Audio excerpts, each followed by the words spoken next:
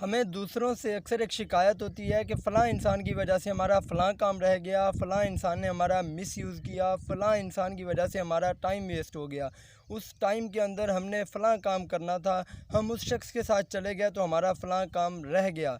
मेरे ख़्याल से इसके पीछे वजह वो लोग नहीं होते जो हमारा मिसयूज़ कर रहे होते हैं, हमारा टाइम वेस्ट कर रहे होते हैं, जिनकी वजह से हम अपना काम नहीं कर पाते, बल्कि इसके पीछे वजह हम खुद होते हैं, क्योंकि हमारी तरजीहात तय नहीं होती। हमें खुद पता नहीं होता कि हमने किस काम को करना है, किस काम को नहीं करना, किस टाइम कहाँ जाना है, किस टाइम कहाँ नहीं जाना। हमारी अपनी तरजीहात जब तय नहीं होती तो फिर लोग जैसे चाहते हैं हमें इस्तेमाल करते हैं। वो कहते हैं ना कि if you will not control your schedule will control you.